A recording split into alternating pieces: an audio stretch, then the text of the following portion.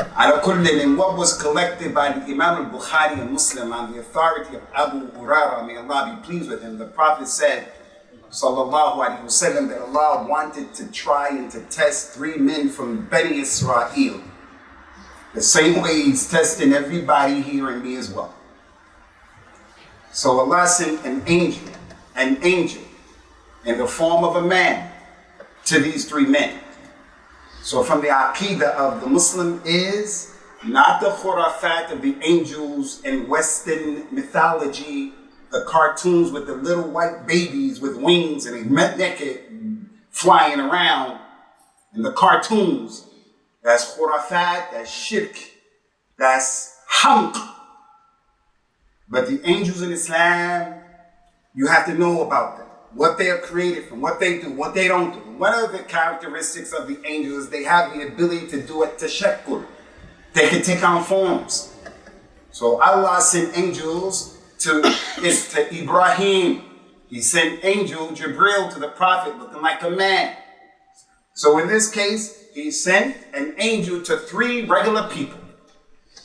One of those people, he suffered from a disease called al-baras. Al-baras is a terrible disease. Rasulullah told us sitting in this masjid, sallallahu alayhi wa sallam, firru min al-majdhum firadikum min al-asad. If you see a person who has this disease, this leprosy, and from the ni'mah of living in Europe is we don't have to deal with this. Leprosy is still in Africa.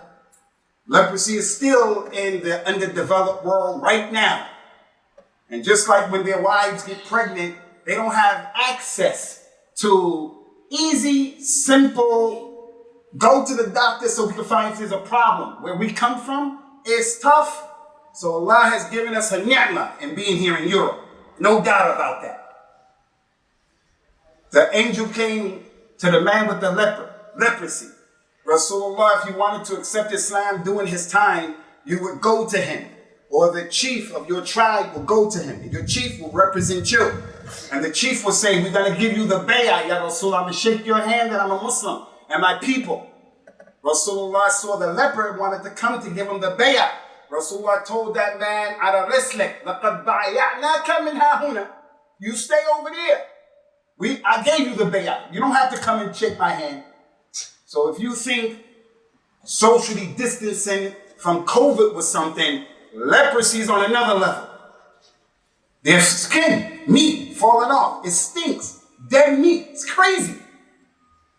So the angel came to that man and said to him, Ayu Sheikh, ahabbu ilayk. What do you like the most? The man obviously, clearly was suffering. He said, Lawnun Hasan wa Jildun Hasan. Laqad kadarani nas. All I want is to have a good color. And I want to have good skin.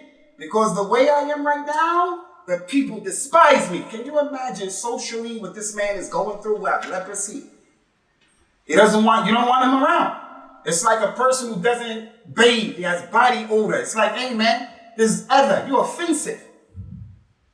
He said, this is causing me problems. I want good skin, good color. The angel touched him, and by Allah's permission, his problem went away. Mu'jiza, from the karamat of the awliya. He asked the man, Ayu mal ahabbu ilayk. What money do you want? The man said he was poor. I want camels. Keep in mind, I'm going to come back to this.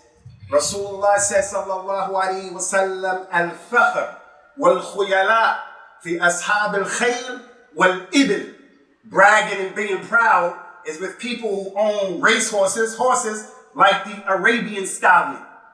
The rich Arabs and rich people of the world, not just Arabs here in this country, they run those horses.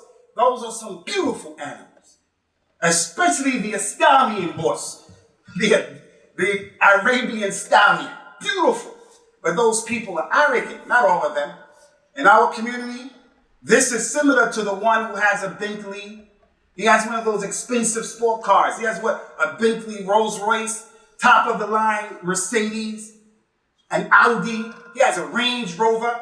I don't say that that's haram. In Allah, yuhibbu an yara athara ni'matihi ala abdihi. As long as you're not arrogant, as long as you got it the right way, as long as you don't think you're better, no problem. So I'm not saying that's haram, but that's how people think. The guy from amongst us who doesn't have a car, or he has what we call in American a lemon, a jalopy. In the wintertime, it barely starts up. He's kicking it all the time. He's not going to be arrogant. He's not going to be arrogant for his car. So the angel, by Allah's permission, gave him a camel, a she camel that was pregnant. That camel had a baby, had a baby, had a baby, had a baby, until it filled up the whole wag. Now for you young people, I just want you to imagine, in front of this masjid is the car park for us, our property. And then the car park in the other property. And then the street that you get to, all of that was filled up with camels. It's all his, a big valley. And then the angel made dua, Barakallahu laka fi malik, and left him. He came to the second person who has issues with his health, like you, like me. He doesn't have money, like you, like me. He made the dua to get married, to have children, like you, like me. And then Allah blesses him. He came to the second guy. And the second guy had a bald head. Not a bald head, a salat. I got a bald head because I cut my hair. He had what is known, he was aqra. He had alopecia. Those people, their hair doesn't grow. Sometimes their eyebrows don't grow. And if you look at them, these people are shamed in social media today. They're body shamed. Like the evil person say, oh, you're fat, you're overweight, you're skinny, your nose. Some kids commit suicide because of this. You better stay on top of your kids, especially your daughters, who in this society, they're telling us beauty is you have to get an operation. You have to be anorexic. You have to be this, you have to be that. Unnatural. And some of our children, the boys are even like that. So can you imagine his problem? Rasulullah said to everybody here, sallallahu alayhi wa sallam, "Man kana lahu sha'b falyukrimhu." There was a man who was sitting there. He had a cumin, lice was in his head. It was jumping all over the place. It was disheveled. Rasulullah said, anyone who has hair, then take care of your hair. Comb your hair, brush your hair.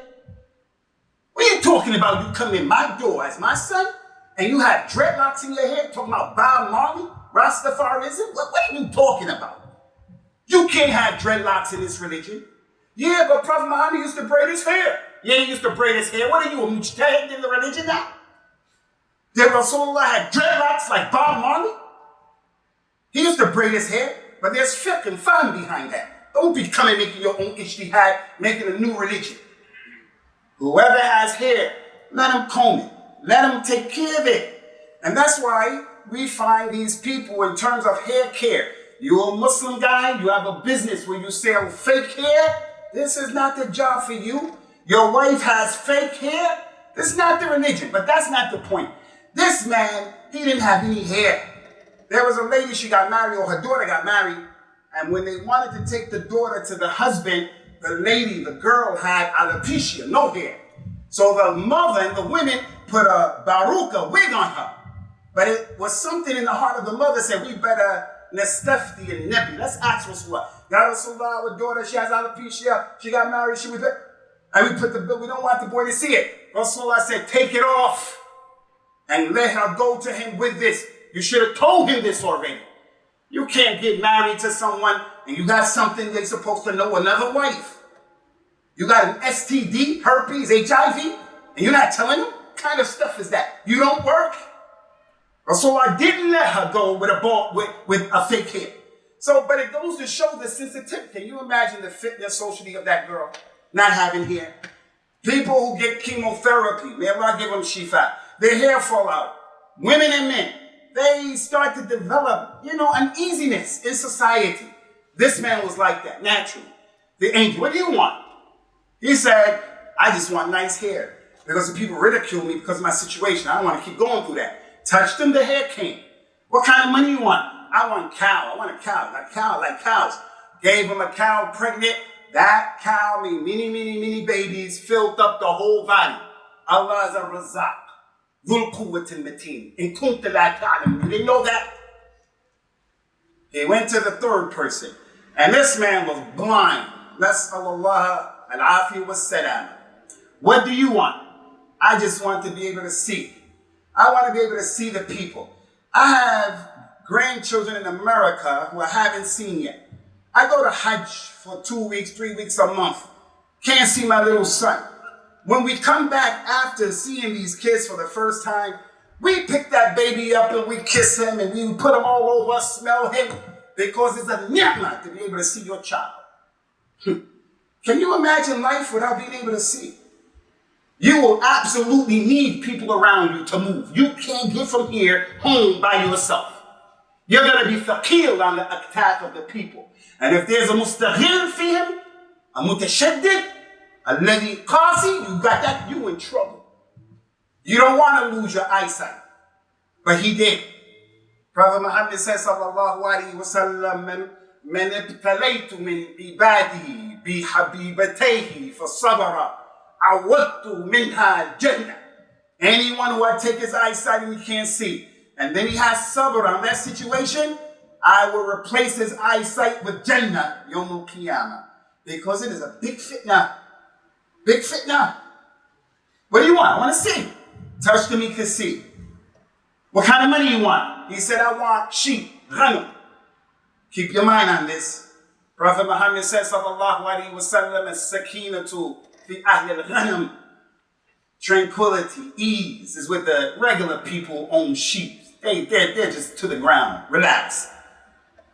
Allah wanted to try them.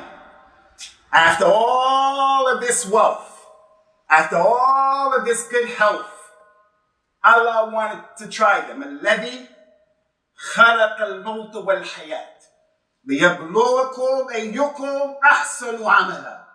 So he tried them when they had the problem, when they made dua. And he tried them later on, after he gave them what they asked for. He sent the angel back in the form of each one of them. Sahih Bukhari and Muslim. The angel went to the first man who had that leprosy. He said to him, and he was a leper now. He was a leper, looking miskeen. He said to the man, I am a poor man. I'm a poor man. لقد تقطعت بي الحبال في سفري ولا بلاغ اليوم من أهلي إلا بالله ثم بك. Give me what Allah has given you. The man is poor. He's a traveler, a wayfarer. He can't get back to his children all the way in the bilad. He's all the way in the bilad. He can't get back because he needs money. He is the Ibn al-Sabil, Faqir, Miskeen. He needs us. He said, I need this money from you. He says, just give me one camel, one.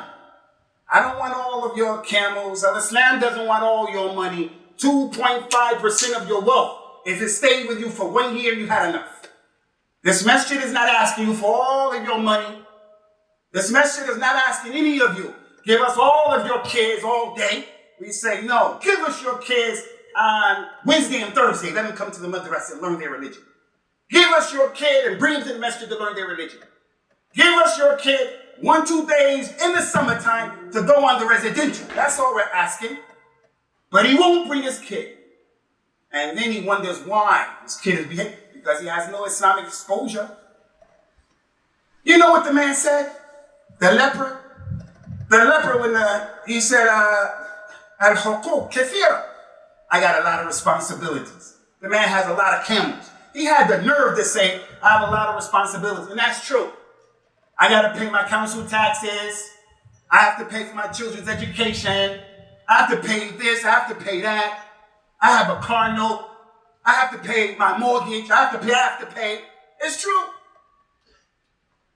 The angel said, don't I know you? You look familiar. Don't I know you? He said, you don't know me. He said, nah, wasn't you that man who used to have leprosy and Allah gave you good health and you used to be poor and Allah gave you wealth? The man lied. He said, no, that's not me. I have this wealth, the kabirin and kabir. My father got it and his father got it. He got it from his father. And that's the thing with sins. You shabab, that's the nature of sins. You don't just do one sin. The sin is always holding on to the heel of the next sin. So the man was shahih, not bakhil. Shahih, that's the one who's real stingy. Stingy and greedy. Shahih, don't want to give anything. That led him to lie. Nah, I got this money from somewhere else. That led him to have the kufr and ni'mah. That's how it is. You're just not going to drink. You're just not going to smoke. You're just not going to make zina. Is compounded the nature of the sin. The angel said to him, okay, in kunta min al-kadhibin, in kunti kadhiban, فَصَيَّرَكَ اللَّهُ إِلَى مَا كُنْتَ عَلَيْهِ. If you're lying, may Allah make you how you used to be. Now I want to tell you, Shabab, you see how this man was lying to the angel and the angel knows he's lying? Your parents are like that. We know you're lying. You think I don't know what time it is? That's what I tell my kids. You think I don't know what time it is? And when I say time, I'm not talking about that time. So I don't want anybody to look at the clock and say quarter to two. No. I know how you move and I know what you're up to. Your parents know you. So don't be a liar when they say, did you take it? Did you do it? Don't lie. They know. Now you make it worse. You can't be trusted anymore. You come to the masjid. Something gets stolen. We didn't see who did it yet, but because your parents know you do things like that. So just tell the truth. He went to the next man. Same thing. Hey, I'm a miskin man. I got bald head. I don't have any money. I want to get back to my family. I can't get there except by Allah and then you. He didn't say, I can't get back except by Allah and you. No, you have nothing to do with it. It's Allah and then you if Allah allows it. So the only way you're getting home is if Allah helps you. The only way you're getting well is Allah. The only way the Afghanis are going to get tawfiq, and I ask Allah from this Minbar Sharif on this day that Allah give those people the tawfiq to do the right thing. Because there's nothing that we love in the fitna of this world, the way what we see, the dhulm on the Muslims, than to kick the enemies of Islam out of our countries. They're in our countries, controlling our countries. And then people want to come and just talk about the Taliban and the bad about the Taliban. Now ain't the time for that kalam. They're in charge. So we should make dua to Allah for their success. It came to that man, the next man, same thing, he lied. Don't I know you? Didn't you have bald head alopecia and you were poor and Allah gave you up? You don't know me. I got this wealth from my father, got it from his father, got it from father. Angel made dua. If you're lying, may Allah make you how you were. He came to the blind man. The blind man.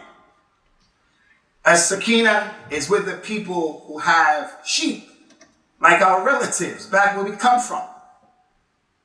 Look, I'm poor. I gotta get back. Can you help me? The blind man said, you know what? I used to not be able to see. And Allah gave me my eyesight. I didn't have any money. Allah gave me my money. It's like some of you, the one who comes from Khartoum, from Ubaid, from what Medini comes from there. He comes from Harakisa, Basaso. He comes from Tripoli. He's out here. Comes from Mirpur, Lahore. He's out here.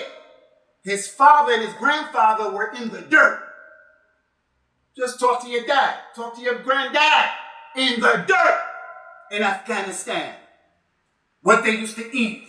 How far. My mother used to tell me with Mubalaga. When I was little, I used to walk to school 80 miles and walk back home 186 miles. I say, how? Ma, that doesn't equate. She said, don't be smart. I'm just telling you I did a lot. And I appreciated that from her. Because life was tough. Wallahi, I'm that blind man. I'm the leper. I'm the man with alopecia, and so are you. You had issues going on. You were not married. And you used to ask Allah, oh Allah, I'm an asir to my shahwat. I'm a slave to my desires. I need a wife. Oh Allah, my wife hasn't had, I need kids. Allah got you a wife, but you don't take care of the lady. You're not taking care of the lady. You don't spend on the lady. You're rough and tough. The blind man said, look, I had nothing. Now I can see, I have some wealth. He said, you, go to my animals, take whatever you want. Not one, not two, not half, whatever you want. The angel said, Barakallahu laka fi malik. I was just testing you. Allah was testing you. You passed the test. And the other two failed the test.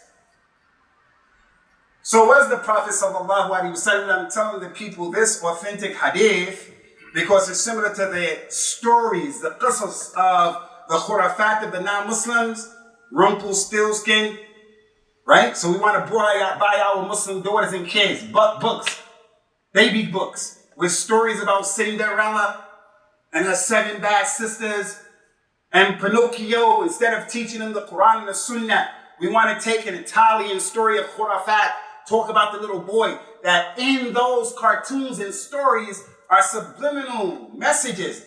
I'm not an Illuminati guy. I'm not one of those people. You know what does my head in our community? A person barely can read and write, and then he comes as an expert telling the community about corona. Well, ma adraka, ma corona. It's not real, it's not real. And we know people dying from corona. What are you talking about, man? So maybe leprosy is not real. It's not real. What are you talking about? These diseases are real. And you shouldn't talk like that. So here we are, exposing tell them about the evil of lying. Quran and Sunnah. Don't tell them about Pinocchio. And in that story are sexual innuendos and those other stories that are just innocent to you, but in your kid's mind. They're working with LBGT and all of this new world. And I'm not a conspiracy guy. Giving our kids these stories. So this story of the Quran and the story of the Sunnah, they're not to waste time, but they're there so that when you listen to them, it'll make the message close to your mind. And this is what happened to the people in the past. So the point from the issue here is, everybody here, like I said, I'm that blind man, fellas, brothers, I'm that blind man. I was without Islam. Some of you were not practicing Islam. Living a life far from goodness, tahara and khair. Some of us are like that. You don't know about najasa and tahara, getting high, hurting people. Not just me, many of you. I couldn't see. Why? I had eyes, but it was the heart in the chest that were blind. I was sick, like many of you. Sick with what? All kind of umrah. All kinds. But Allah guided you to the religion. You're in the masjid now. You're a better person now. But don't suffer from that ghurur. Ghurur. I'm pleased with myself. I'm in the masjid, so therefore I'm good. I'm trying. I come to Fajr, therefore I'm good. I got a lihya, my wife, she has jilbab, I'm good. No. Shaitan is not going to rest until he destroys each and every one of us.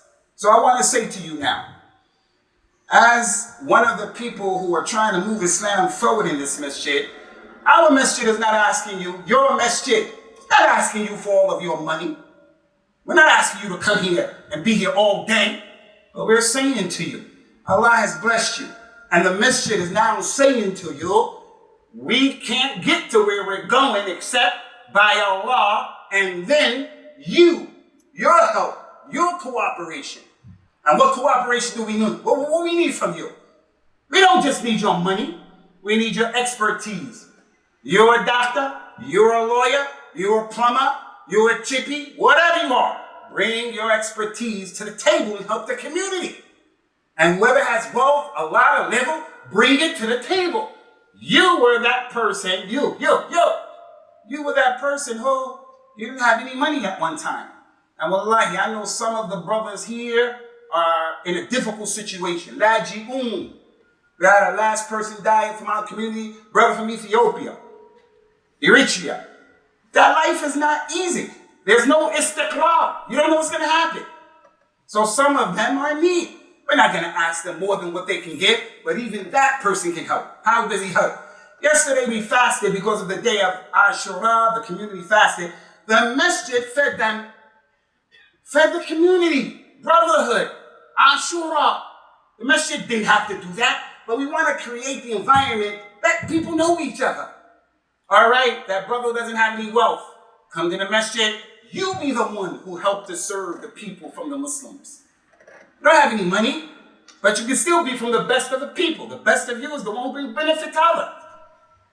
So brothers, in this religion, the message today is remember your situation. As Allah mentioned in many ayahs of the Quran. وَآتَاكُم مِّن كُلِّ مَا سَأَلْتُمُوهُ وَإِن تَعُدُّوا نِعْمَةَ اللَّهِ لَا تُحْصُوهَا. Allah has given all of you from what you have asked for. He has given all of you from what you have. Sometimes He didn't give you what you wanted because it would have destroyed you or destroyed others. So it was a rahmah that He didn't give it to you. But He gave you everything from what you ask. And if you were to try to count the favors of Allah, never would you be able to do so. So as you all know, especially for our little brothers, we're always telling the Shabbat. Do you know, when I first came here, more than half of the students in our class didn't know you should eat with your right hand, drink with your right hand. Did you know that? But making jihad and being with them, something simple like that. To the one who has no deen, he says it's simple. But the Prophet of Islam said, لا يحقرن أحدكم شيئا من المعروف. Don't look at anything that's correct as being insignificant. اتقوا النار ولو بشق التمر. It's from the deen. We don't have qashur in this religion. Everything is important in this religion. Now, some things are greater than others. The Tawheed, لا مثيل له. As-salat, لا مثيل لها from the a'mal. You're not going to say everything is equal. But don't you come with that kuffar attitude, it's just the sunnah, it's not important. Eating with your right, drinking with your right, taking with your right, giving your right. A shaitan does all of that with his left and so forth and so on. We teach them kids simple, basic things, and they learn their religion. So what we want from our community is just to get in where you fit in and to do your job. أقول قولي هذا واستغفر الله لي ولكم ونسأل الله تعالى التوفيق والسداد.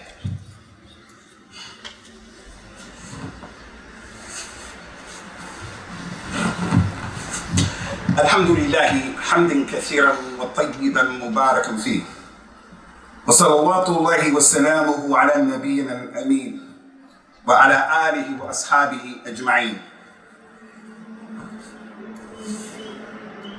So much to say, Ikhwani. Really, today was one of those days I was really confused because there's something inside of my spirit that makes me want to give some jihad about this thing that happened in Afghanistan.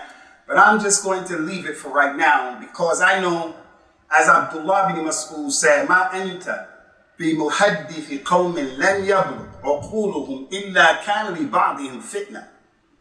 Ali bin Abi Talib said, حدث الناس على قدر عقولهم. أتريد من يكذب الله ورسوله. So to come to the masjid or a particular masjid and to talk about the attributes of Allah, how Allah described Himself, where He is, where He isn't. Allah mentioned in the Quran about Himself, where He is, what He does. If you told the Muslims in the masajid of the dunya about the sifat of Allah, you can be a fitna for the community. You got to do it at the right time. So what about other issues? But I did want to say here and take this opportunity to say, for every Afghani who's in our masjid, بغض النظر what group you belong to, what group, we're not into that stuff. This is one of the problems we have in our ummah. But we say to you, as our brother and our brothers, you being in charge of your country is a Eid for us. We're happy to see that. Now we know that these kuffar play a lot of games. And we only see the tip of the iceberg all the time. But with husn al-dhan and dua of our community, if Allah Azza wa Jal wants to help those people to make a miracle out of them and an ayat for the rest of this ummah, it's easy for Allah. Just as He gave to these three people, He gave them those cows. He gave them. Someone sits in our audience and say, Allah gave them all those cows? For you to even think, how is that possible? Something's wrong with your iman. He gave them all those cows. And just like He gave them all of that, He gave all of Bani Adam the rest that they need, He can help those Afghans. So we ask Allah Ta'ala by His Ism al-Azam to give the Nasr and the Intisar and the Tawfiq to the leaders of Afghanistan and to help them against their leaders, against their enemies. And we also pray and ask Allah to protect them from Hizbiyah and to protect them from Khurafat and what they believe and how they go about the religion. I'm going to ask Allah, Ikhwani, and I want this community to say Ameen and be a part of this. We ask Allah Azza wa Jalla to give the Afghanis tawfiq and to help al-Islam and the Muslims. Aqim as-salah, yarham. Allahu Akbar. Allahu Akbar. الحمد لله رب العالمين الرحمن الرحيم مالك يوم الدين إياك نعبد وإياك نستعين اهدنا الصراط المستقيم صراط الذين أنعمت عليهم غير المغضوب عليهم ولا الضالين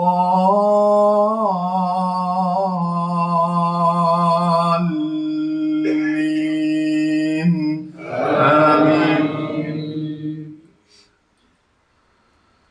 لقد جاءكم رسول من أنفسكم عزيز عليه ما عنتم حريص عليكم بالمؤمنين رؤوف رحيم فإن تولوا فقل حسبي الله لا إله إلا هو عليه توكلت وهو رب العرش العظيم. الله أكبر.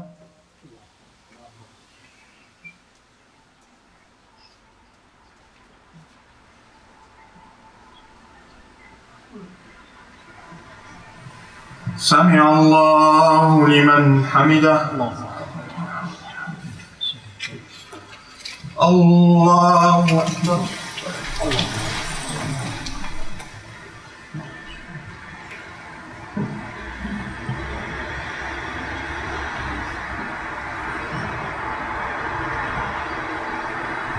الله أكبر. الله أكبر.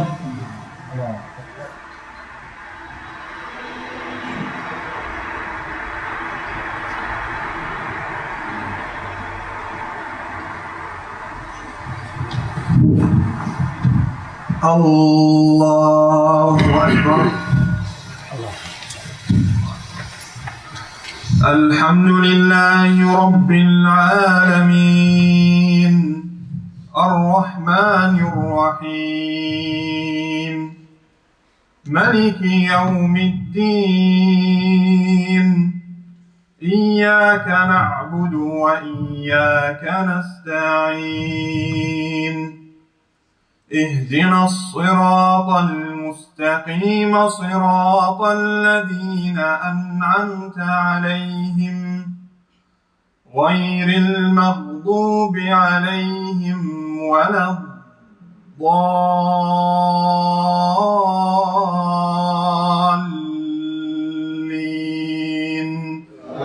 آمين. يا أيها الذين آمنوا اتقوا الله وآمنوا برسوله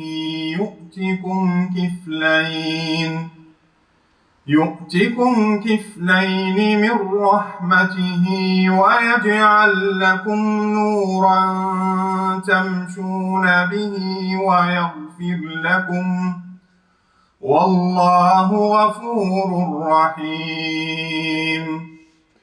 لئلا يعلم أهل الكتاب ألا يقدرون على شيء من فضل الله وأن الفضل بيد الله يؤتيه من يشاء والله ذو الفضل العظيم. الله أكبر.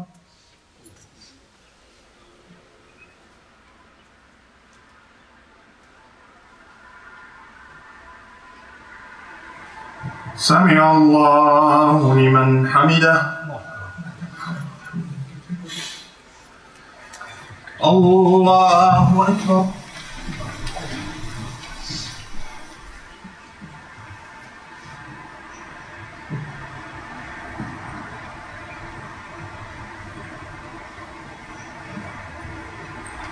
الله أكبر.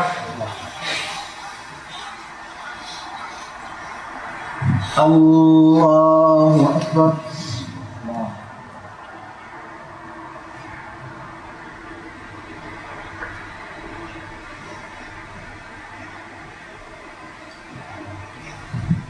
الله أكبر.